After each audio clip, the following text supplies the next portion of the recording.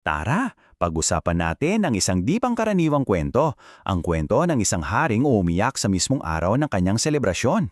Ngayon, alamin natin ang isang kwento na ganyan-ganyan. Tungkol ito sa isang parada para sa isang hari. Pero ang hindi alam ng lahat, palihim siyang nalulungkot.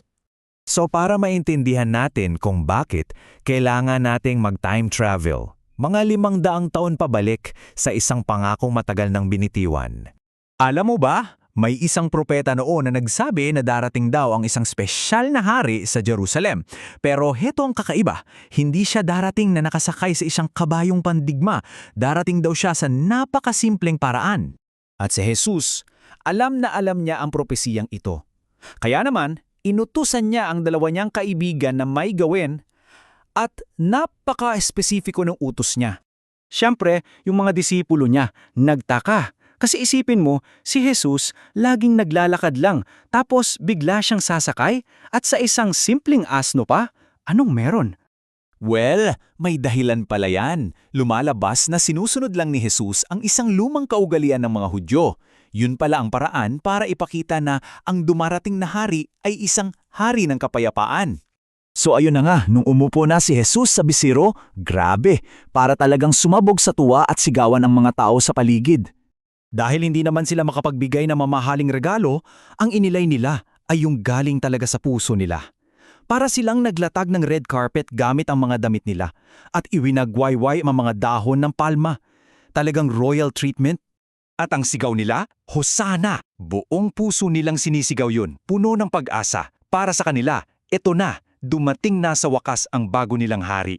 Kasi sa isip ng mga tao, etong bagong hari na to ang magpapalaya sa kanila. Ine-expect nila na papalayasin niya yung mga sundalong Romano at sa wakas, magiling malaya na ulit ang Israel. Okay, so nagpapatuloy yung masayang parada paakyat ng isang burol. At pagdating nila sa tuktok, wow! Ang ganda ng view! Imagine nyo to, tinatamaan ng papalubog na araw yung templo na gawa sa puting-puting marmol at purong ginto. Nagniningning talaga. Sabi nga nila, isa raw to sa mga wonders of the world nung panahong yun. Siyempre, lahat ng tao na patingin kay Jesus, hinihintay nilang makita siyang ngumiti na matuwa sa ganda ng tanawin. Pero, hindi yon ang nangyari. Isang bagay na nakakagulat ang nasaksihan nila. Sa kalagitnaan mismo ng parada para sa kanya, habang lahat ng tao ay nagsisigawan sa tuwa, ang hari ng Israel umiiyak. At hindi ito luha ng sayaha.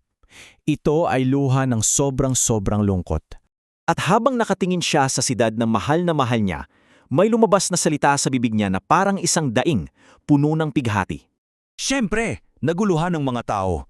Bakit umiiyak ang hari nila? Anong problema? At para malinaw, hindi siya umiiyak para sa sarili niya. Hindi siya takot sa mga susunod na mangyayari sa kanya. Hindi yun ang dahilan ng lungkot niya. So, heto pala yung pinakapuso ng lahat. May isang malaking misunderstanding, di ba?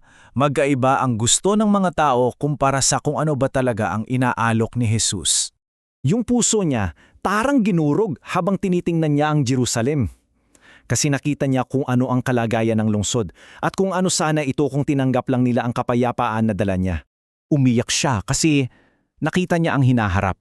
Alam niya na dahil sa pagtanggi nila sa kanya, pinipili nila ang isang landas na puro gulo at digmaan. Isang landas na wawasak sa buong syudad. At dito tayo iniiwan ng kwento na may malaking tanong, di ba? Ano nga ba ang pinagkaiba ng isang haring magaling manalo sa mga gera kumpara sa isang haring nagdadala ng tunay na kapayapaan?